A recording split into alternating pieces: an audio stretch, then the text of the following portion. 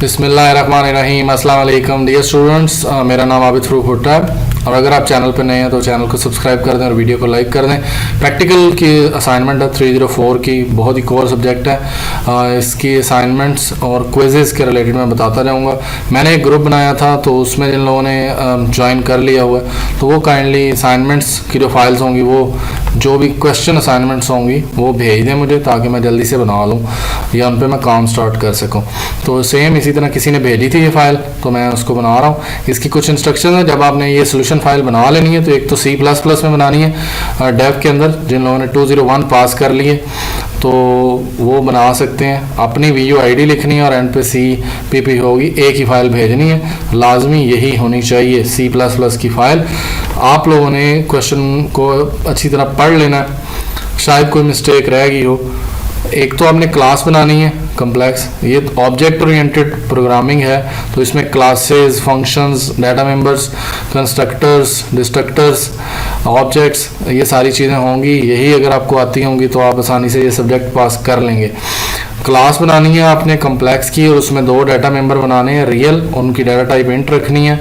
उसके बाद आपने 4 फंक्शंस बनाने हैं, यानी 4 मेंबर फंक्शन होंगे। Gate data, display data, add complex यानी फंक्शन होगा एडिशन के लिए, सब्ट्रैक्शन के लिए। आपने 2 ऑब्जेक्ट्स बनाने हैं जो कि मैं आपको दिखा दूँ। एक कॉपी कंस्ट्रक्टर बनाना है और उसके बाद कुछ नोट है कि आपने अपनी VUID के लास्ट 2 डिजिट्स इनपुट करके आउटपुट जनरेट करनी है।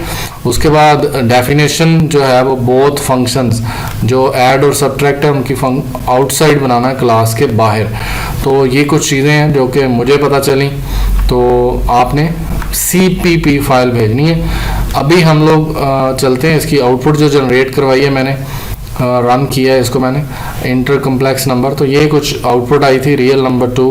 आपके सामने ही मैं कोशिश करता हूँ मैं रन कर दूँ और फिर मैं, ताकि आपको थोड़ा आइडिया हो जाए। आपने अपनी जो है ना वो रन करनी है रियल नंबर्स 2 और 2 जो आपके होंगे। वैसे ये जो जनरल उनकी आउटपुट थी तो उसके रिलेटेड तो ये आ गया। अगर हमने दोबारा देखना है कि इसको किसी और यानी अपनी आईडी के साथ, जैसे मेरी आईडी जो है वो 6 है और फिर 0 है, तो वो उन्होंने बताया हुआ कि रियल में कौन सा सेकंड लास्ट डिजिट है और वो जो नंबर है वो आपने भेजना है। तो ये कुछ इस तरह का है। तो आपने अपने नंबर के लिहाज से जनरेट करना है। कोड ये हो गया। जो उन लोगों ने आउटपुट दी थी वो कुछ ये है। तो आपने इसके मुताबिक अपनी आईडी के लास्ट 2 डिजिट्स को यूज़ करना है। मैं कोड के ऊपर आपको लेके जा रहा हूँ। कोड जो है वो मैंने नोटपैड ++ के अंदर रखा ताकि कलरफुल हो, ताकि आपको नज़र आ जाए। इंक्लूड स्ट्रिंग, स्ट्रिंग अगर आपको नहीं चाहिए तो आप ना यूज़ करें। IOStream है। यूजिंग नेम स्पेस STD ये यूज़ करना है। क्लास उन्होंने कहा है कम्प्लेक्स बनानी है और फिर प्राइवेट सेक्शन आएगा, कॉलन लगाना है, प्राइवेट का P छोटा है। Int real and imagination number जो है इमेजिनरी नंबर, ये जो नंबर है उन्होंने खुद ही डाटा मेंबर्स के नाम दिए हुए हैं। इनकी डाटा टाइप इंट रखनी है। पब्लिक और पब्लिक सेक्शन के अंदर पब्लिक का P छोटा है, कॉलन लगाना है। कम्प्लेक्स का ये कंस्ट्रक्टर बनाया, ये डिफ़ॉल्ट कंस्ट्रक्टर है जिसके अंदर मैंने दोनों जो डाटा मेंबर्स थे उनको 0 से इनिशियलाइज कर दिया है। 0 से इनिशियलाइज मतलब 0 दे दिया। उसके बाद नेक्स्ट वन मैंने, जैसे कि उन्होंने कहा गेट डाटा का फंक्शन बनाना है तो Cout इंटर कम्प्लेक्स नंबर, तो ये नंबर आ जाएगा। और Cout रियल तो इस तरह आ जाएगा। Cin करेंगे रियल नंबर, इस वेरिएबल में चला जाएगा।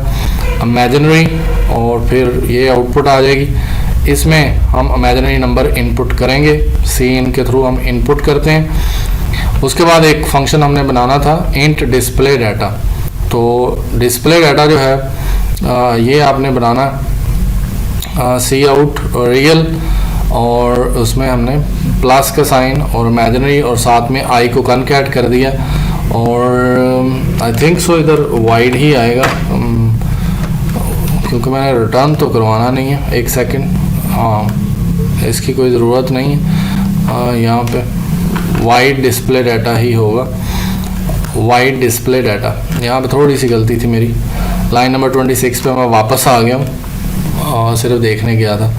वाइड डिस्प्ले डाटा और Cout रियल और प्लस कनकैट किया इमेजिनरी नंबर और साथ में आई और एंड एल लिखा हुआ है, ENDL ये लिखा हुआ है। अगर आपने यूज़ नहीं करना एंड एल तो आप इसकी जगह पे यूज़ कर सकते हैं स्लैश और n, स्लैश n यूज़ कर सकते हैं, तो कोई इशू नहीं है।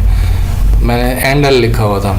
अब ये दो फंक्शन बना दिए, वाइड ऐड कम्प्लेक्स, और इसमें उन्होंने कहा था कि कम्प्लेक्स टाइप का यानी ऑब्जेक्ट उस क्लास का भेजना है, तो इसलिए यहाँ पे ये ऑब्जेक्ट बनाया।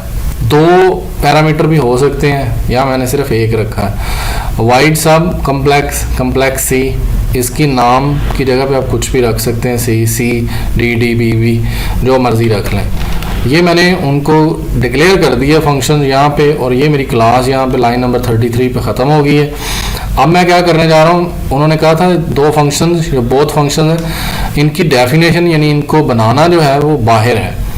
तो मैंने वाइड कम्प्लेक्स, ये क्लास का रेफरेंस आ गया, रेजोल्यूशन ऑपरेटर, ऐड कम्प्लेक्स, और इसमें कम्प्लेक्स ए एडिशन करने जा रहा हूँ, तो मैंने यहाँ ए रख लिया। आप ऐड भी रख सकते हैं, सम भी रख सकते हैं, जो रखना रख लें, बस फिर उसको आगे यूज़ भी करना है। आपको पता होगा जहाँ जहाँ मैंने ए यूज़ किया फिर वहाँ आपने इसको यूज़ कर लेना है, ए को। ये जो ऑब्जेक्ट है ये इसको यूज़ करना है। यहाँ पे मैंने एक अगेन कम्प्लेक्स यानी क्लास का ऑब्जेक्ट बनाया, उसमें मैंने आंसर स्टोर करना है, AA.real, AA.imagine, इमेजिनरी नंबर दोनों के एडिशन करने हैं। ये रियल नंबर क्लास वाला है, इसके साथ अगर आपने दिस लिखना है तो लिख सकते हैं दिस डॉट रियल, अगर एरर आ जाए। अदरवाइज मेरा तो इसी तरह ही सादा ही चल गया है। तो दिस का मतलब होता है इसी क्लास का जो रियल वेरिएबल है वो, फिर हमने ऑब्जेक्ट के थ्रू जो ये पैरामीटर है इसके थ्रू रियल को एक्सेस किया, उन दोनों को जमा कर लिया, जमा करके हमने इस ऑब्जेक्ट में स्टोर करवाया और फिर हमने उसको प्रिंट करवा लिया। इसी तरह इमेजिनरी नंबर को भी हमने एडिशन करवाया और उसको भी स्टोर कर लिया। तो कम्प्लेक्स नंबर हमने इस तरह जनरेट करवाए हैं। ये मैंने cout addition of complex number is. अब आप इसी लाइन पर रहिएगा, लाइन नंबर 41। मैं इसको थोड़ा जूम कम कर लूँ इसका ताकि आपको नज़र आ जाए। ये है जी line number 41, cout addition of complex number is A.real, और फिर ये कनकैट किया प्लस के साइन से A.imaginary और उसके साथ I लिख दिया। एंड एल मैंने पहले ही बताया ENDL ये लिखा हुआ है, अगर आप सुन रहे हैं आवाज़ बंद की है तो फिर अपनी गलतियां ढूंढते रहिएगा। यहाँ मैंने फंक्शन को बंद कर दिया। इसी फंक्शन को पूरे के पूरे को आप कॉपी कर लें और ले आएँ इस जगह पे, और सिर्फ आपने ऑब्जेक्ट चेंज करने हैं। ये पैरामीटर चेंज कर दिया और ये मैंने SS रख दिया, इसका नाम SS रख दिया और इधर A की जगह पे S कर दिया, और साइन जो था वो जमा की जगह पे माइनस, और ये प्रिंट करवा दिया।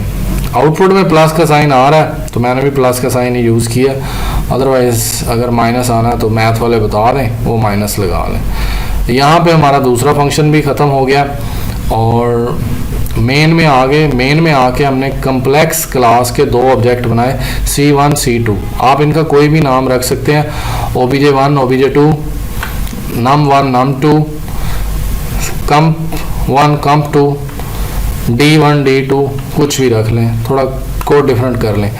फिर मैंने पहले ऑब्जेक्ट के थ्रू डाटा को गेट किया और फिर मैंने उसे कहा कि जी डिस्प्ले करवा दे। Cout first complex number is C1 dot display data, तो वो डिस्प्ले डाटा का फंक्शन कॉल होगा और वो जो भी वैल्यूज़ होंगी वो डिस्प्ले कर देगा। उसके बाद मैंने क्या किया, ये कॉपी कंस्ट्रक्टर हो रहा है। कॉपी कंस्ट्रक्टर क्या होता है कि पहले ऑब्जेक्ट की वैल्यू दूसरे ऑब्जेक्ट में कॉपी कर देना। तो C1 की वैल्यू C2 में कॉपी कर दी और फिर कहा उसे कि डिस्प्ले करवाओ, तो उसने अगेन डिस्प्ले करवाया। सेम रिजल्ट आएगा क्योंकि C1 वाली वैल्यू ही C2 को असाइन हो जाएंगी, मतलब पहले ऑब्जेक्ट की वैल्यू दूसरे को असाइन करनी होती हैं। अब जब ये हो गया, मतलब सेकंड को भी डिस्प्ले करवा दिया, फिर मैंने C1 डॉट ऐड कम्प्लेक्स किया तो ये एडिशन वाला रन होगा। C1 डॉट सब्ट्रैक्ट कम्प्लेक्स, और उसमें मैंने ऑब्जेक्ट पास कर दिया क्योंकि ऑब्जेक्ट के थ्रू ही वैल्यू गेट करनी थी। इसमें C2 भी पास कर सकते हैं, C1 भी पास कर सकते हैं, देयर इज़ नो इशू, जो मैंने चेक किया। तो इस तरह इसके अंदर जाना है और ये आपका लाइन 70 के ऊपर कोड एंड हो जाएगा। आप इसको रन करके देख लीजिएगा और आपने कोड भेजना है। होप सो कि आपको सारी समझ आ गई होगी। और ये जो इस चीज़ को एक दफ़ा फिर बात करें, enter the last digit of your video ID as real and second last digit as imaginary part. अगर आपने सीन नहीं करवाना तो आप इस तरह ख़ुद से ही उसके अंदर लिख सकते हैं, अपनी मर्ज़ी से ही अपने लास्ट 2 डिजिट रियल में जो है वो लास्ट डिजिट आपने लिखना है और second last digit as a imaginary number. तो आपने अगर ख़ुद से एंटर करवाना है तो वो आप करवा सकते हैं। और कोड को रन करके आप चेक कर लीजिएगा, कोड रन हो जाता है तो आप सेंड कर दें, आपके असाइनमेंट में अच्छे नंबर आ जाएंगे। और ये प्रैक्टिकल से घबराना नहीं है और इसको आपने इसी तरह ही टेक अवे करना है, कुछ भी पंगा नहीं होगा। बस अटेंडेंस को मैनेज करें, क्विज़ जो आते हैं उनको दें, असाइनमेंट जमा करवाएं, 70% अटेंडेंस को मैनेज रखें तो आपका ये प्रैक्टिकल का सब्जेक्ट कहीं नहीं जाता। लास्ट टाइम 201 वाले बहुत फेल हुए, 304 वाले, 403 वाले, 401 वाले, 302 वाले। तो उन सब के लिए यही सजेशन है कि वो अटेंडेंस बरकरार रखें। ये असाइनमेंट तो मिलती रहेंगी, बनती रहेंगी, आप बना लेंगे, कोड जितना भी हो आप करवा दें। तो बस सिर्फ अटेंडेंस को मैनेज करें। आई होप सो सजेशंस आपको मिल गई हैं। वीडियो देख लें, अच्छे तरीके से समझ के खुद से कर लें। थैंक यू जी, थैंक्स फॉर वाचिंग।